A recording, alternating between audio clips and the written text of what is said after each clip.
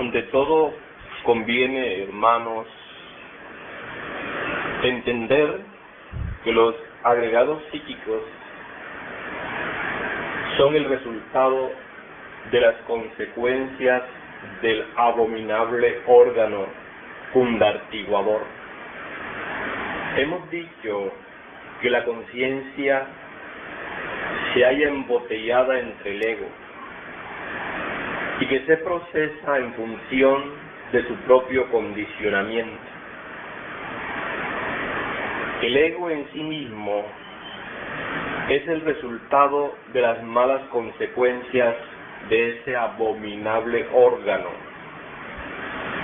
Esto significa que la conciencia está hipnotizada por esa fuerza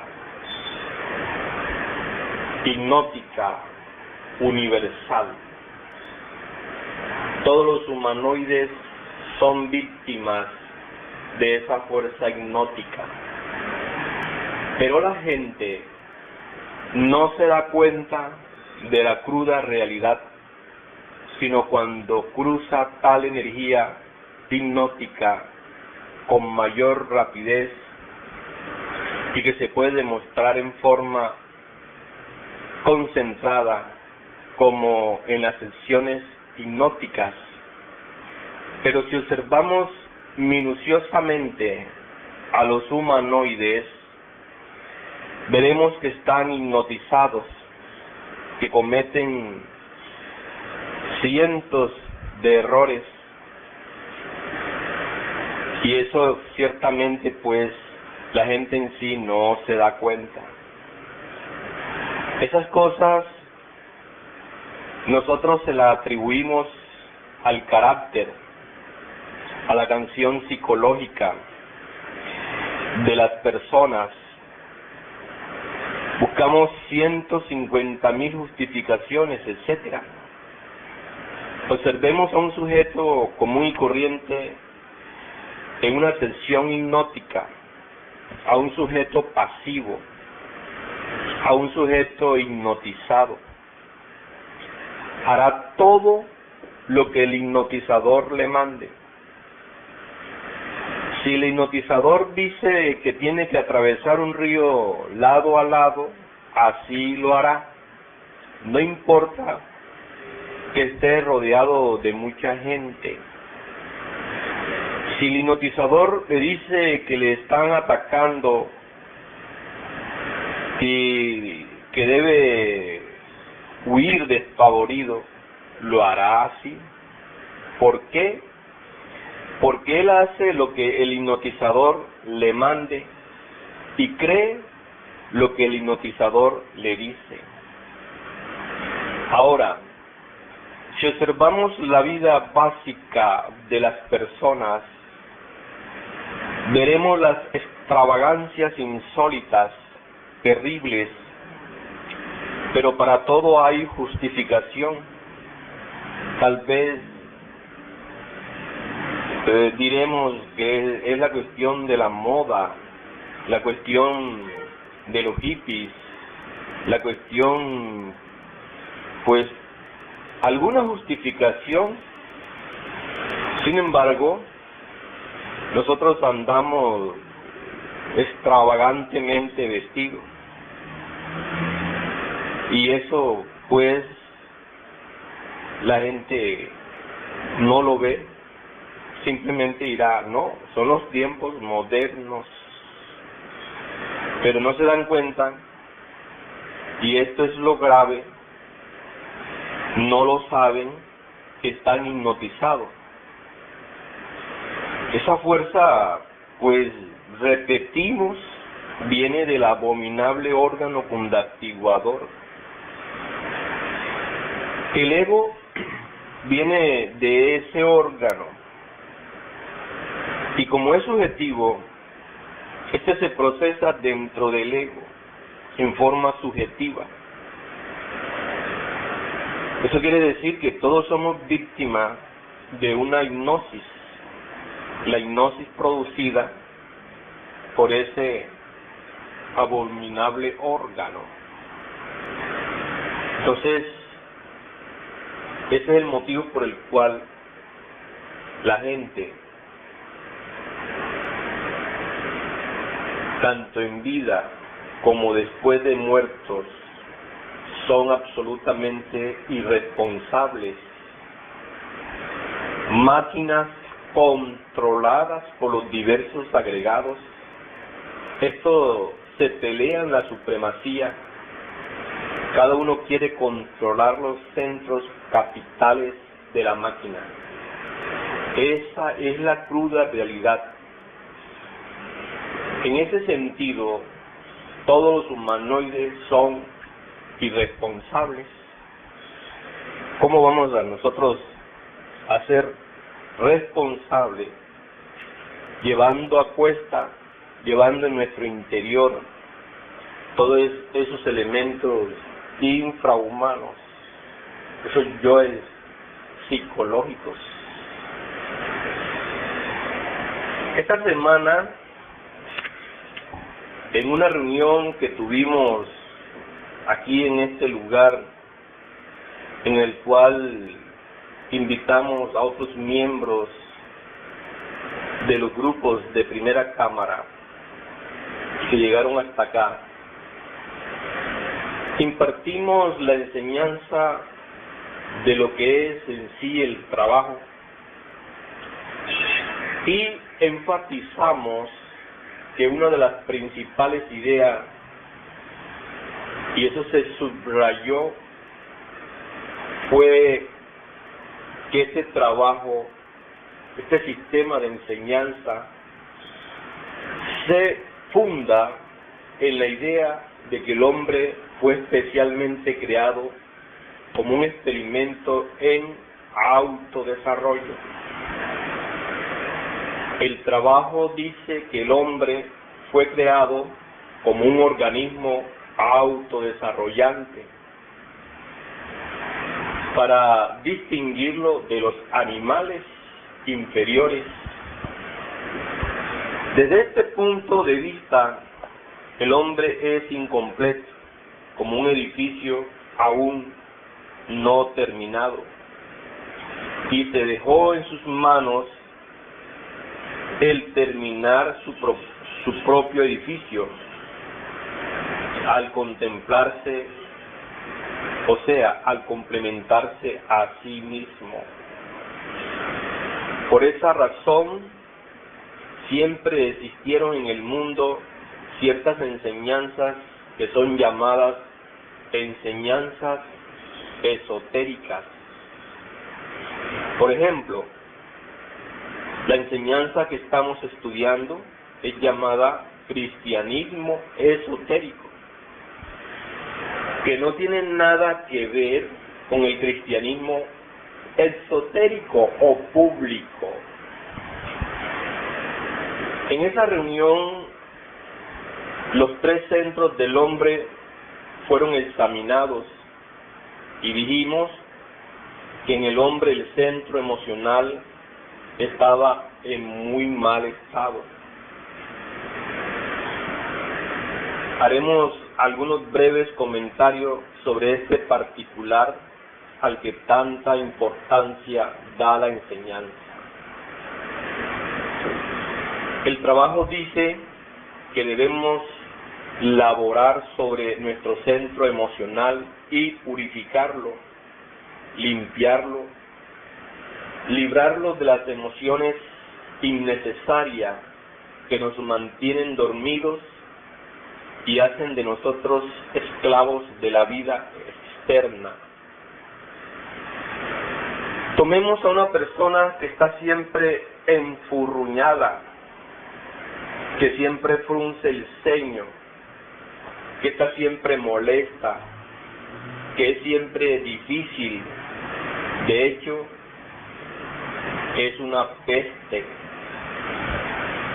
En tal persona, el centro emocional no trabaja correctamente y es necesario que ella, por medio de un prolongado trabajo de autoobservación, llegue a percibir que ese centro está funcionando de manera equivocada en ella.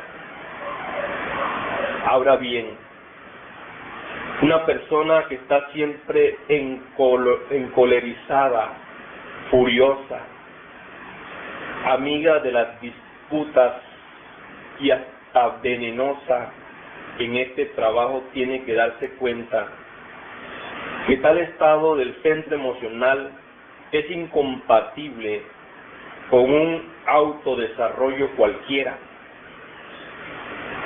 Esto es, dicha persona, sea varón o mujer, tiene que darse cuenta que completarse en el sentido de esta enseñanza, desarrollarse, etcétera, le será imposible mientras el centro emocional permanece en ese estado mecánico lamentable. Lo desdichado es que esta persona no percibe en absoluto el estado del centro emocional dentro de ella misma.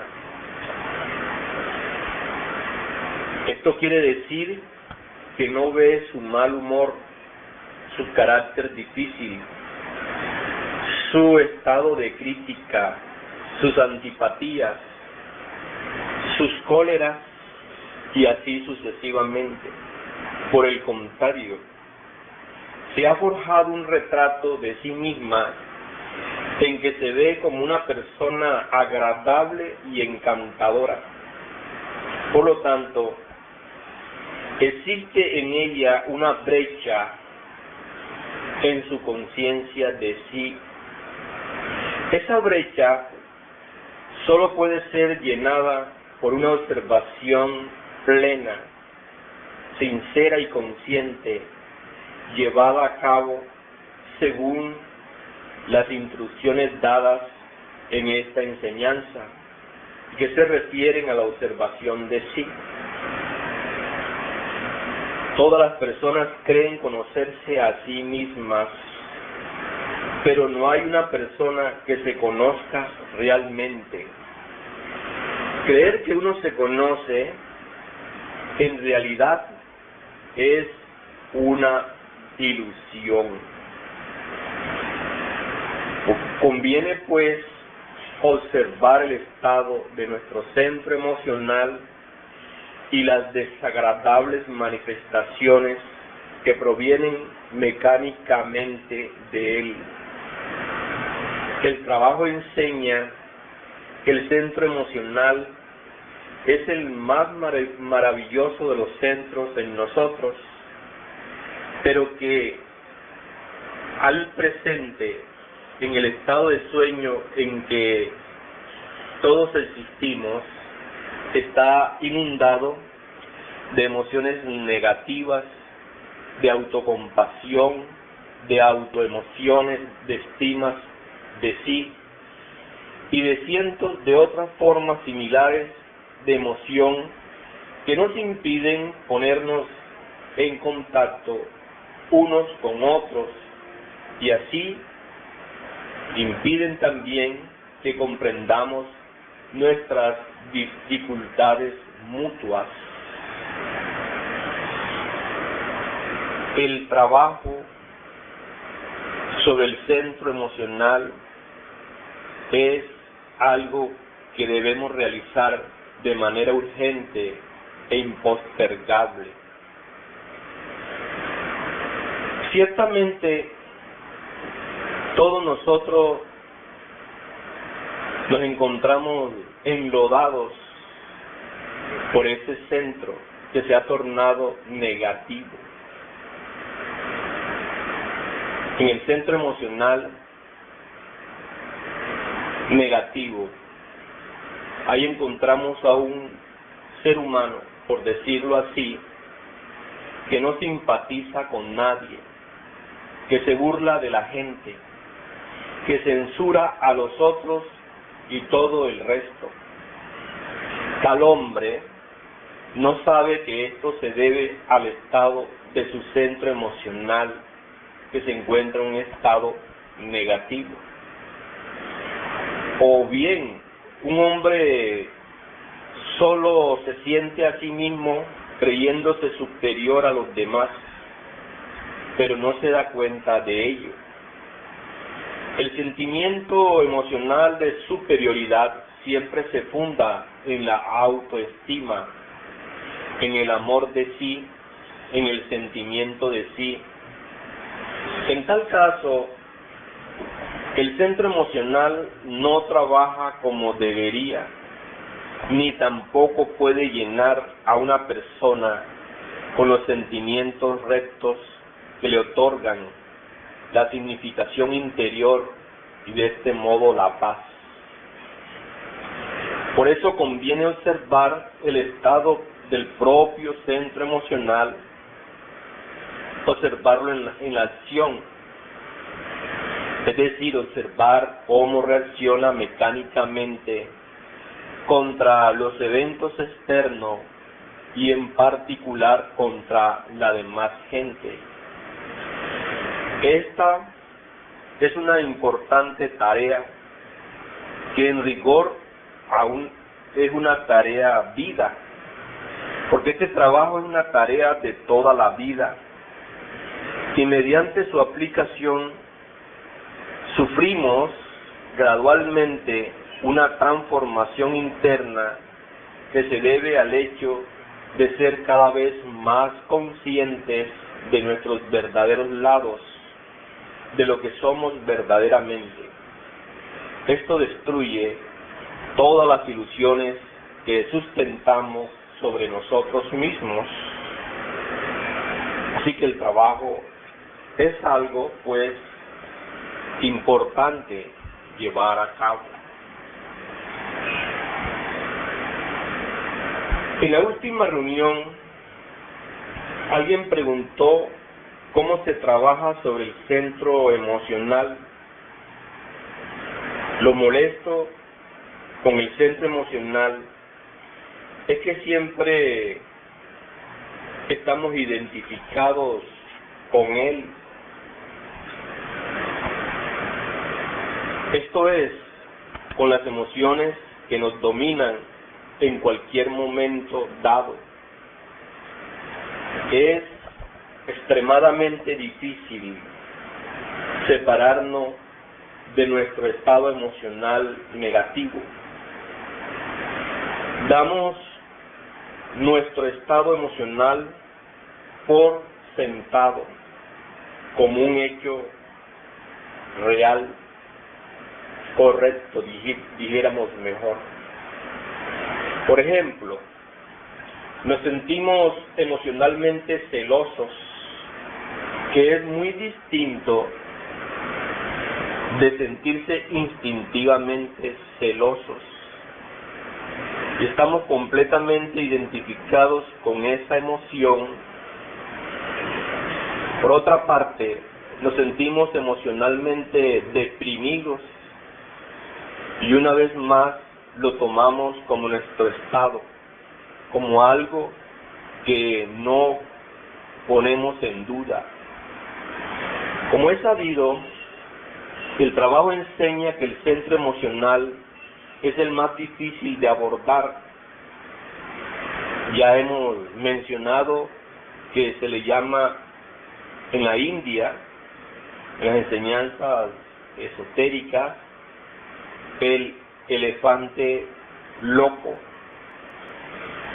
Y allá se dice que hay que poner a ambos lados de dicho animal a dos elefantes mansos, uno de los cuales, en este caso de la máquina humana, es el centro intelectual y el otro el centro motor. Toda la cuestión estriba en la dificultad de observar el centro emocional de una manera no identificada, es decir, no identificarnos con él. La razón de ello es que nos identificamos más con nuestras emociones que con cualquier otra cosa. Y reitero, siempre damos por sentado, por hecho, nuestro estado emocional, no como algo que es preciso observar y de lo cual hemos de separarnos. Todas las personas tienen una serie de características de estados emocionales que se repiten constantemente y varían desde la excitación y el entusiasmo más pronunciados a los sentimientos más mórbidos y depresivos. Pero debido a que la fuerza de las emociones es tan cegadora, tan hipnotizante, la gente permanece aferrada a la rueda giratoria de sus emociones. En otras palabras, la gente no desconfía de sus emociones negativas, sino que las toma como si fueran estados genuinos y muy reales. Aceptan sus emociones como si fueran legítimas, correctas en un momento dado. Y porque las emociones son tan difíciles de observar, debido a nuestra tendencia a identificarse con ellas, no las observamos como algo que es preciso observar y no dejarse llevar por ellas. El punto de partida que es preciso observar siempre es la observación de sí, y en este caso la observación del estado emocional. Algunos de ustedes posiblemente ya son capaces de hacerlo. Pregunto, ¿quién de ustedes puede observar su estado emocional sin dar por sentado que es su verdadero estado? Pregunto, ¿acaso algunos de ustedes tienen en su memoria de trabajo el conocimiento de alguno de sus típicos y recurrentes estados emocionales? Pregunto, ¿alguno de ustedes ha dudado acaso de su particular estado emocional? En otras palabras, como ya hemos dicho, pone en tela de juicio su estado emocional y se dice a sí mismo: ¿por qué estoy en este estado emocional? ¿A qué se debe? ¿Y qué es lo que lo ha hecho surgir? El esfuerzo de la atención intencionalmente dirigida lo separará de su estado emocional y debido a ello será capaz de vencerlo. Esto es, de no dejarse llevar por él, de no creer en él, de no darlo por supuesto o por hecho. En cualquier momento podemos observar que hay dos fuentes de estados emocionales. Una de ellas es algún estímulo externo, tal como el de una persona que no se comporta bien con usted, o que le dijo algo muy desagradable. Y la otra fuente es una típica emoción habitual que proviene de un sentimiento patético por el propio estado. Vencer al pasado es una línea principal del trabajo sobre sí. La mayoría de las personas tienen un gran acervo de momentos desdichados, alimentados con tanto cuidado que muchas veces le es difícil escapar de esos patéticos estados negativos emocionales. Y desde luego, dichos estados suscitan continuas emociones negativas que son la causa de muchos sufrimientos inútiles. el trabajo personal, el de cada quien, el trabajo propio sobre sí mismo, pertenece a un tipo muy especial y todos deberían ser capaces de enfrentarlo al cabo de un tiempo. Eventualmente, todo el pasado debe ser cancelado. En otras palabras, no hay que guardar rencor a nadie. Es preciso perdonar todas las deudas. Y como se dijo a menudo y hace poco tiempo, solo se puede lograr cambiando completamente la opinión que se tiene de uno mismo por medio de la observación de sí. La otra fuente de estados emocionales es el comportamiento externo y cotidiano de las personas hacia uno mismo. Se vuelve uno negativo porque una persona actuó de cierta manera que a uno no le parece justa. Y todos ustedes deben ver que estas dos fuentes, la interior y la exterior, de emociones negativas, están estrechamente relacionadas. En una ocasión estábamos hablando sobre este tema y decíamos que nuestra identificación con cada estado emocional nos tiene pues sumergido en un estado de abominación, de inmundicia.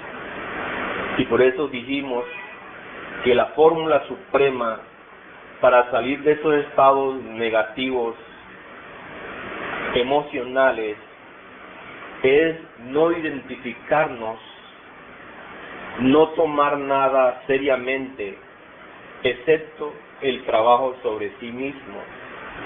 Porque resulta que la gente todo lo toman muy seriamente, pero el trabajo sobre sí no lo toman de esa forma.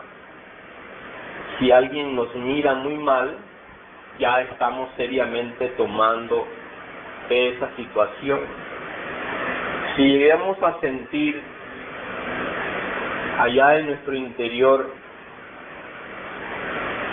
un sentimiento terrible sobre algo que sucedió hace 10, 15, 20 años, eso lo estamos tomando seriamente. Pero cuando el trabajo nos dice que debemos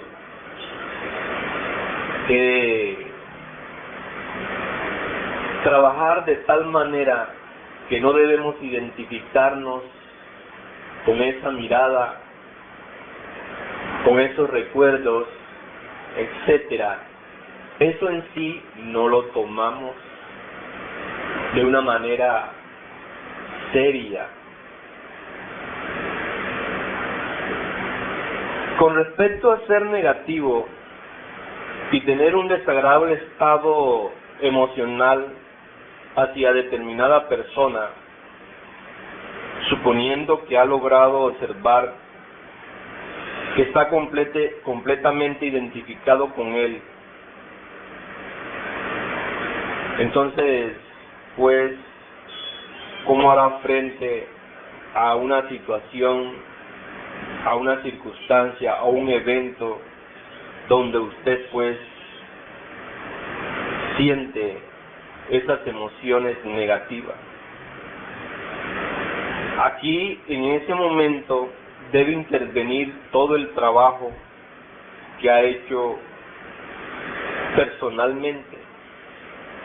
Intente formular qué es lo que lo hace ser negativo hacia dicha persona y luego examine su propio libro de observaciones de sí, testimonios de usted mismo.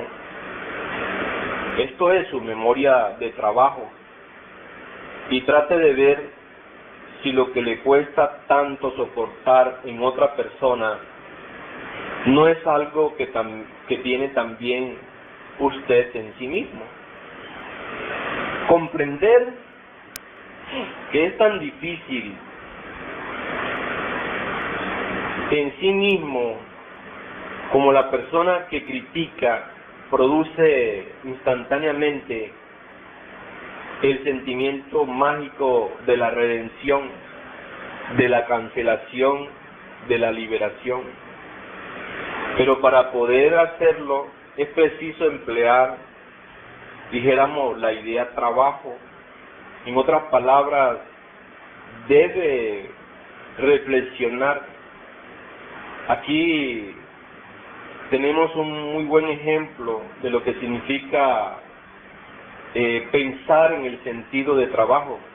Y les puedo asegurar a ustedes que una vez que piensan de una manera según el trabajo, entonces recibirán mayor sentimiento de libertad que nunca haya experimentado.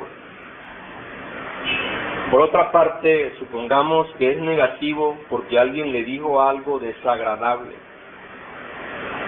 Esta es en realidad la misma cosa que mencioné antes.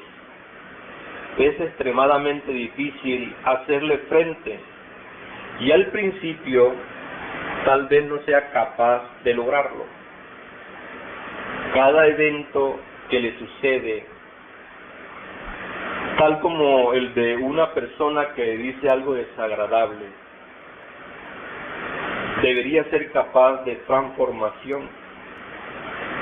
Todo el trabajo se ocupa de transformarnos, tanto en relación con nuestro pasado como en relación con lo que nos está sucediendo ahora en el presente. Solo puede decir, ¿ha dicho alguna vez algo desagradable a otras personas y después recuerda haber dicho algo igualmente desagradable? Otra vez le aseguro a usted que si es capaz de hacerlo, descubrirá que este suceso nimio de haber oído algo desagradable dicho por otra persona será completamente cancelado, completamente neutral. Como dijimos, tal vez no sea capaz de hacerlo en el momento en que una persona le dice algo desagradable. Eso depende del trabajo personal que se hace después del evento.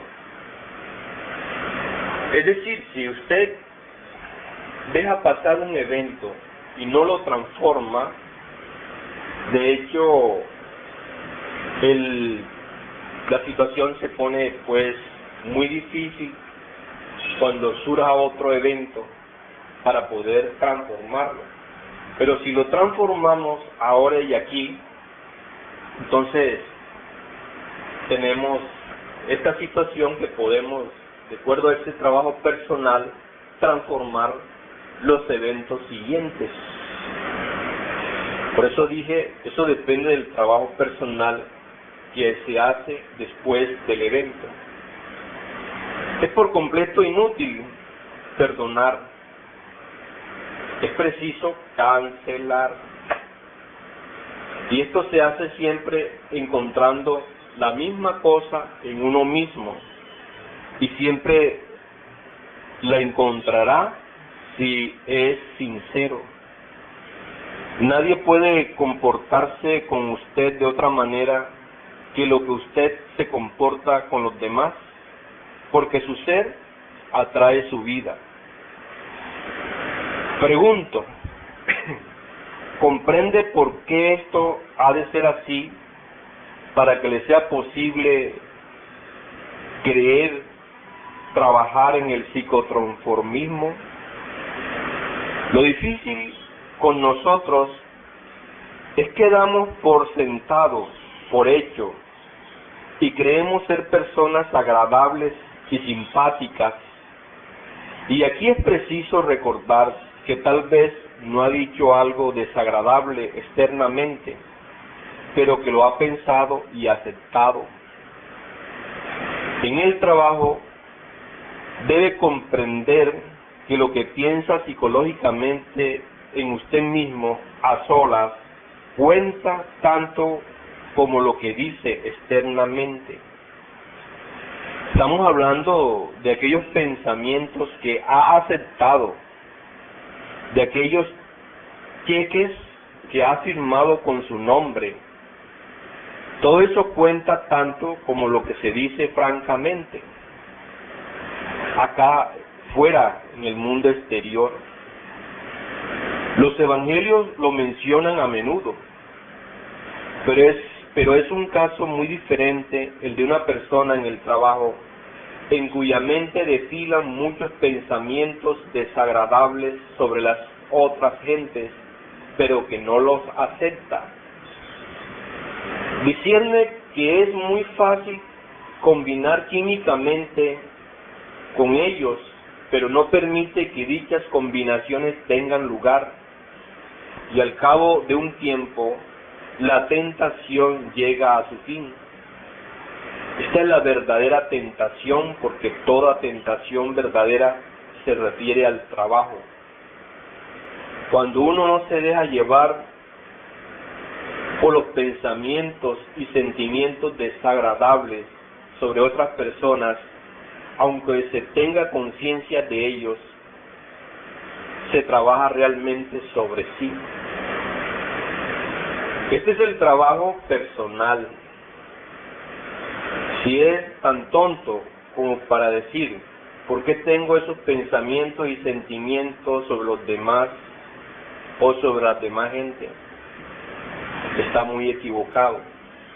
Tan solo está rogando para que cese la lucha en usted mismo, pero toda lucha nos ofrece la posibilidad de desarrollo.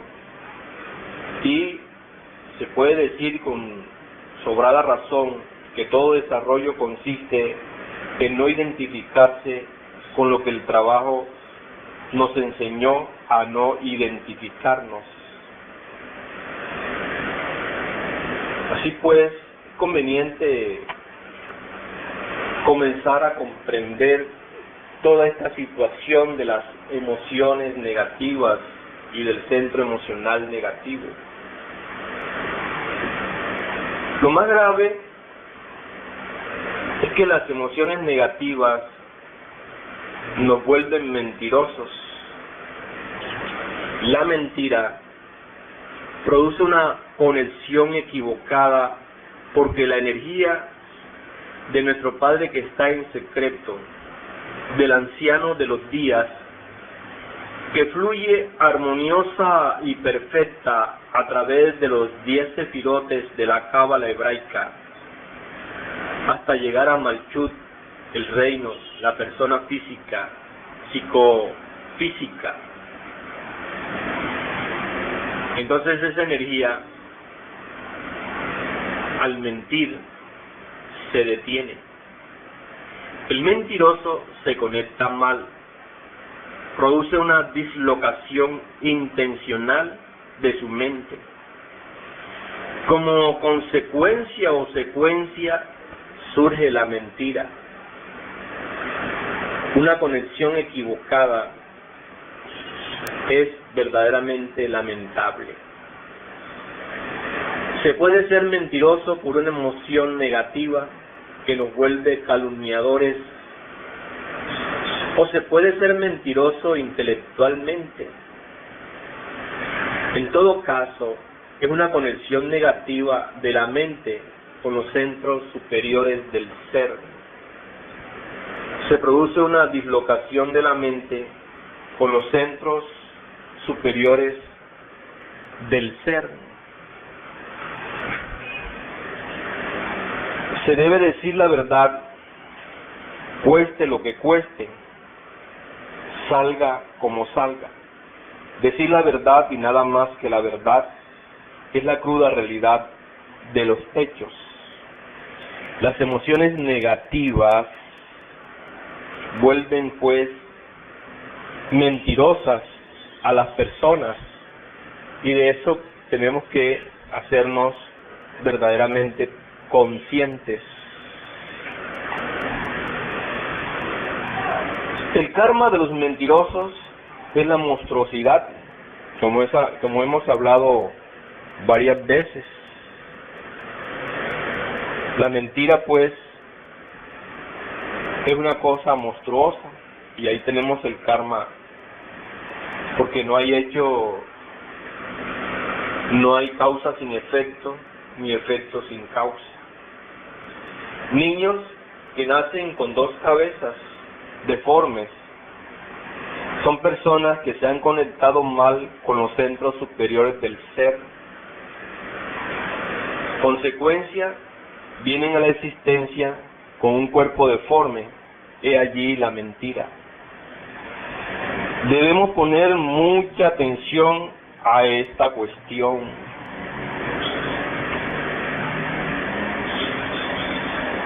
Porque, ¿cómo hacemos nosotros si no vamos comprendiendo en sí lo que son las emociones negativas? ¿Cómo iremos a trabajar sobre esas emociones negativas? Todo el mundo es arrastrado por las emociones negativas, y esto es gravísimo. No hay nada más dañino para el desarrollo interior profundo que las emociones negativas. Cuando uno es asaltado por una emoción negativa, debemos expresarnos de ella lo mejor posible. Si una emoción negativa ha llegado, por ejemplo, de envidia, que nos está carcomiendo hasta la médula del hueso, debemos expresarnos de ella en forma armoniosa, no en favor de la envidia, sino del bien ajeno. Si una emoción de ira nos está sacudiendo en un instante dado, hablemos con una dulzura extraordinaria, y en vez de sentirnos molestos por aquello que nos está hiriendo, hablemos en bien de aquel que nos está ofendiendo. Así no seremos heridos mortalmente e internamente. Repito, esto no es una cosa falsa. No es fácil expresarse bien cuando se tiene una emoción negativa. Pero si queremos autodesarrollarnos, completar nuestro edificio interior, es conveniente que lo hagamos así. Si tenemos una emoción de enojo porque alguien nos ha molestado, hablemos con amor y en bien de aquel que nos ha molestado. Es claro que no debemos quedarnos allí en la superficie, ¿cierto?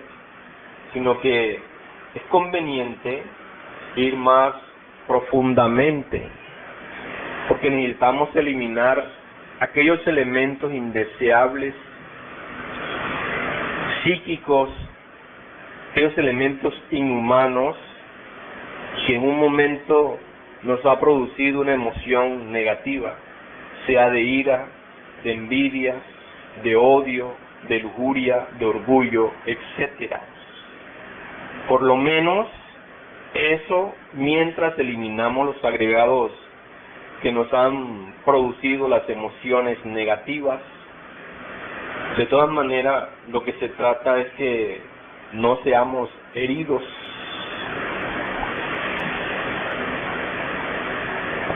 Existen bacterias, existen virus, y de ello no hay ninguna duda. Las bacterias originan muchas enfermedades.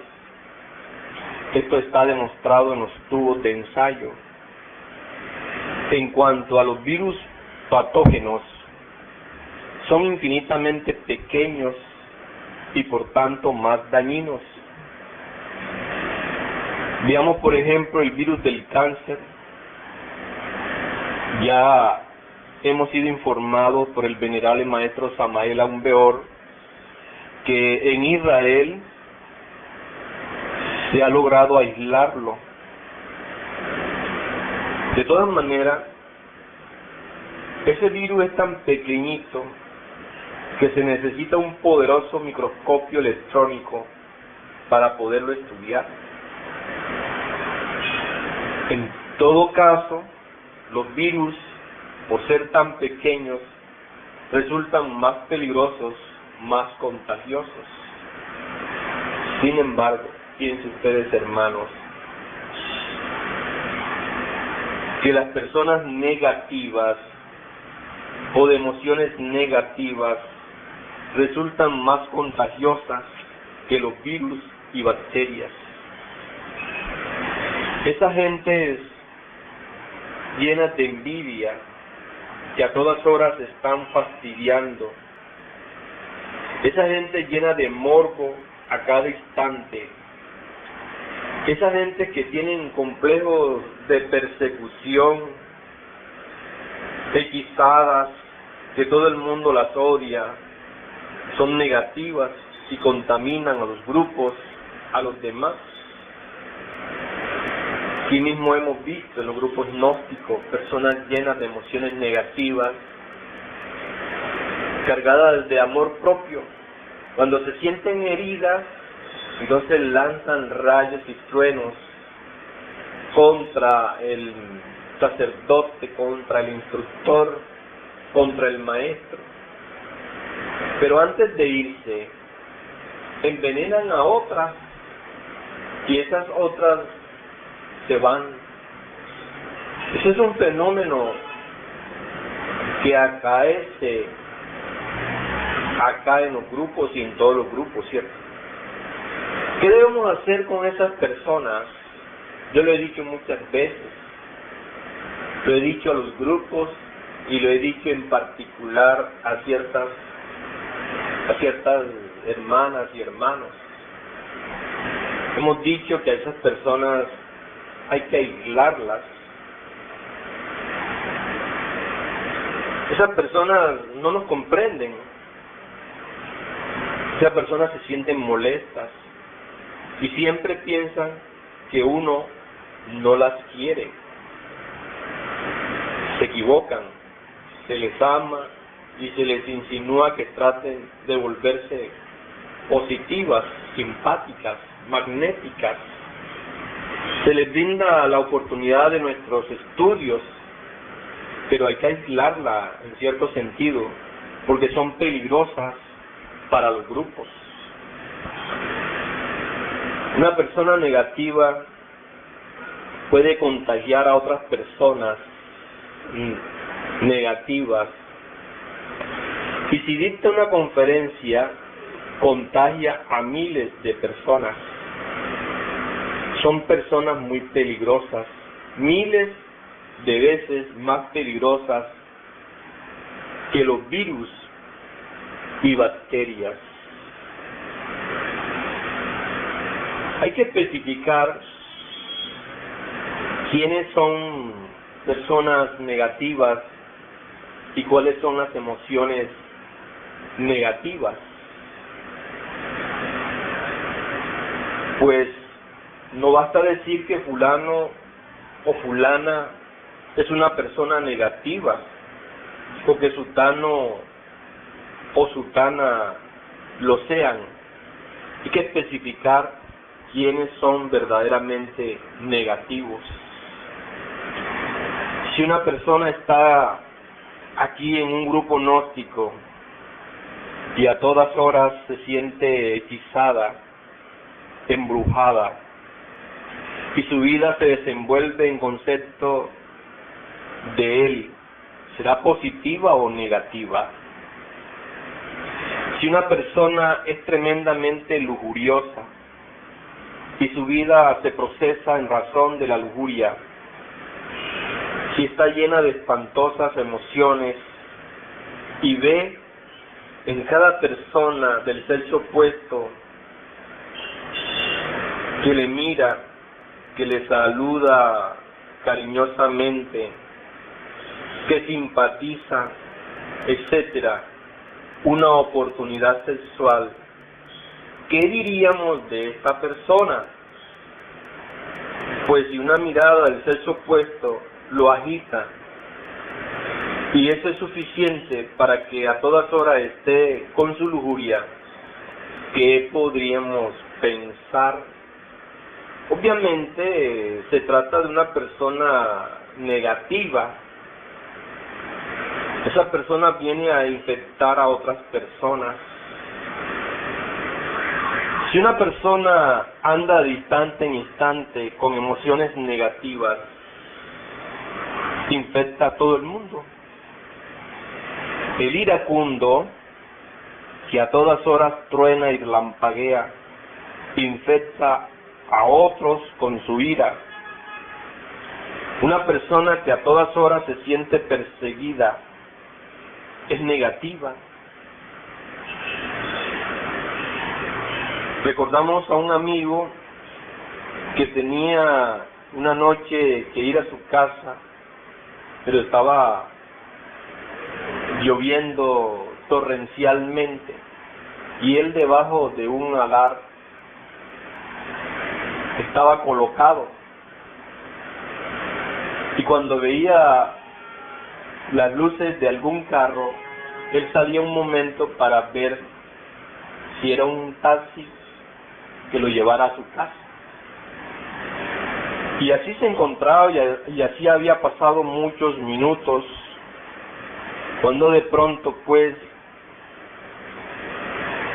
se le acerca alguien en un carro, le baja el vidrio y le dice: ¿por qué usted me está espiando?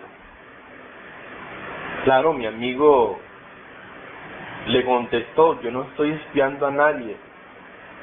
Entonces, ¿por qué tiene usted que asomarse así y verme que voy aquí? Y le dijo: no señor, es que estoy esperando que pase un taxi y me lleve a la casa. Ajá, dijo el señor, con que esas tenemos, entonces usted me disculpa, es que traigo una ira terrible. He allí un ejemplo de alguien negativo que contagia a todo el mundo. Gente así tienen que apartarse de los grupos. No entienden o no comprenden que son negativas. Creen que uno no los ama, y si se les ama sencillamente, son gente contagiosas e impiden el desarrollo interior profundo del ser. He ahí lo grave. Es necesario que nosotros nunca nos dejemos llevar por emociones negativas desde el punto de vista psicológico. Porque si tenemos el anhelo de entrar a las regiones superiores de la naturaleza y del cosmos, incuestionablemente tenemos que purificar ese centro emocional. Hay que trabajar sobre él, y eso es lo que hay que hacer, pues.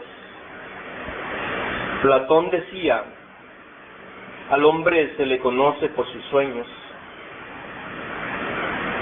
El día en que nosotros dejemos de soñar, entonces las cucarachas que tenemos en el centro intelectual se vuelven fuego. Todas esas cosas absurdas e incoherentes dejan de existir. Todos esos estados morbosos, vagos, imprecisos, insípidos, insustanciales, inodoros, no tendrían existencia de ninguna manera. Cuando un hombre deja de soñar, ha triunfado. Mientras existan los sueños de la mente, mientras nos vayamos para el espacio psicológico a proyectar sueños, cosas imprecisas, absurdas, pues vamos muy mal, porque esto nos indica que tenemos una mente llena de mucha basura, de mucha necedad. El verdadero iluminado no tiene sueños. Los sueños son para los dormidos. El verdadero iluminado vive en los mundos superiores, fuera del cuerpo físico, en estado de intensificada vigilia, sin soñar jamás. El verdadero iluminado, después de la muerte del cuerpo físico, está despierto en el espacio psicológico. Así pues, en esta clase, hermanos, los invito a reflexionar en la necesidad de llegar a tener una mente quieta y silenciosa y una conciencia activa. Ya hemos dicho muchas cosas sobre los 3 alimentos. Pregunto, ¿ya sabemos cómo debemos alimentarnos? De esos 3 tipos de alimentos, el tercero, que son las impresiones, es el más importante. Nadie puede vivir sin impresiones siquiera un minuto. Usted está, por ejemplo, viendo el cerro que tenemos allí enfrente, y a su mente están llegando una serie de impresiones. Ve allá unas personas, y esto llega a través de las impresiones o por medio de las impresiones. Todo lo que llamamos el mundo exterior son impresiones para nosotros. Lamentablemente, como somos negativos, le abrimos las puertas a todas las impresiones negativas del mundo. Esas impresiones penetran a nuestra psiquis y hacen desastres allá adentro y se transforman en agregados psíquicos o yoes psicológicos, desarrollando en nosotros el centro emocional negativo, y este, por último, nos llena de lodo. ¿Será correcto esto, hermanos? ¿Será correcto que una persona, por ejemplo, que está llena de impresiones negativas que emanan de su centro emocional negativo, uno le dé cabida, que uno le abra las puertas a esas impresiones negativas de esa persona? Cuando uno abre las puertas a las impresiones negativas que nos trae alguien, no solo altera uno el centro emocional, sino que lo torna negativo. Ahora, si de verdad queremos despertar la conciencia, tenemos que aprender a seleccionar las emociones. Así, por ejemplo, si alguien nos trae emociones de luz, armonía, de belleza, de sabiduría, de amor, de perfección, pues abrámosle las puertas del corazón. Pero a las personas que nos traen impresiones negativas de odio, de violencia, de celos, de fornicación, de adulterio, de alcohol, de drogas, pues lo lógico es que no le abramos las puertas del corazón, hay que cerrárselas. Uno tiene que ser reflexivo, hermanos, profundamente reflexivos. Cuando uno reflexiona en todo esto, puede perfectamente transformarse. Cuando uno reflexiona sobre lo que hemos tratado en esta clase, pues hace de su vida lo mejor. Vemos nosotros la representación o imagen de un gran amigo que siempre nos ha servido, bondadoso, caritativo, verdaderamente maravilloso. De pronto, alguien emocionado, lleno de emociones negativas, viene a decirnos algo en su contra, y nosotros estúpidamente le abrimos las puertas a esas impresiones negativas, a eso que están murmurando o diciendo contra ese amigo. Todas esas impresiones negativas entran a nuestra mente. ¿Qué va a pasar? ¿Sabe usted lo que va a pasar? Que la representación o imagen que tenemos del amigo queda alterada. Y alterada se convierte en un verdadero demonio que viene a obstaculizar el trabajo sobre sí mismo. Por todo esto y muchas cosas más, debemos limpiar el templo de la mente. Repito, todo esto es muy difícil, pero no imposible. A la gente no le gusta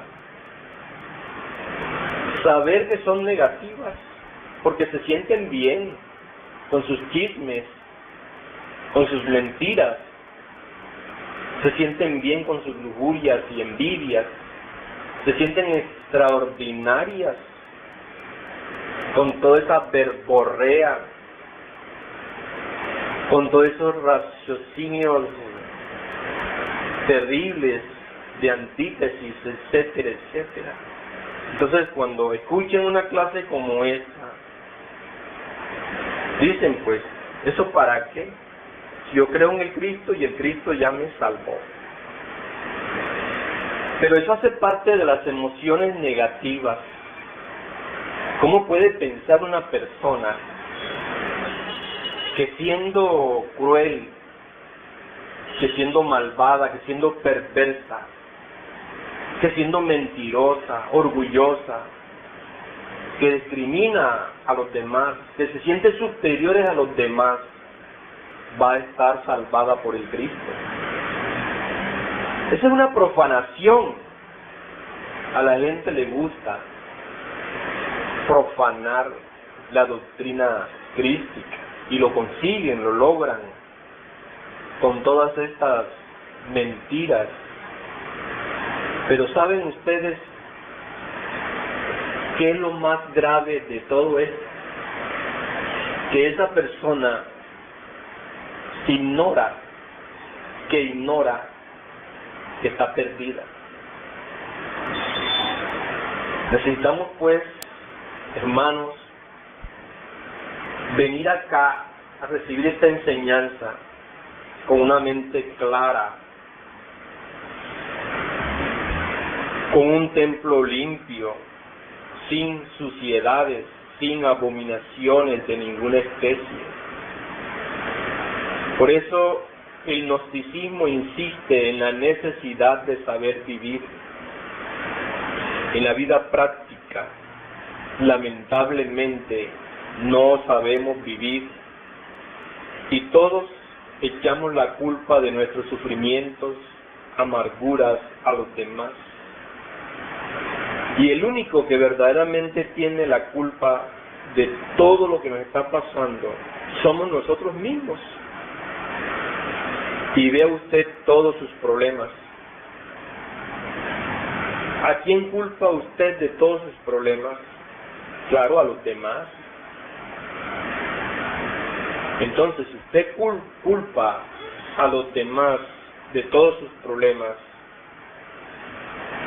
usted no sabe vivir, porque no conoce lo que está ocasionándole los problemas, que es algo que está dentro de usted mismo. Y pues, hermanos, en esta clase que llamaremos estudio del centro emocional negativo, en esta mañana hemos dado la clave exacta para que usted sepa vivir inteligentemente. Porque eso es lo que enseña el gnosticismo, a que vivamos sabiamente. El gnosticismo nos da la clave. Aquí vimos unas claves como la del elefante loco, unas claves como expresarnos correctamente de las emociones negativas, unas claves como no identificarnos, unas claves como no tomar en serio las cosas de la vida, sino que solamente lo serio es el trabajo. Hemos dicho muchas cosas que ustedes deben examinar, estudiar, con el fin de vivirlas, de ponerlas en práctica y separarse de las cosas dolorosas de la vida, de todo ese mundo de sufrimientos, de amarguras, de condicionamientos. Eso es lo que nos da el gnosticismo. El gnosticismo no nos va a decir, o no nos dice, crean ustedes en un ser superior que ya los salvó. Porque en verdad nosotros estamos llenos de emociones negativas. Y una de las emociones negativas, una de las tantísimas, es creernos que somos buenas personas, dechados de sabiduría, llenos de virtudes y cosas por el estilo. Así, hermanos, damos por finalizada la clase de hoy. Los invito a estudiarla y a vivirla, a practicarla intensamente.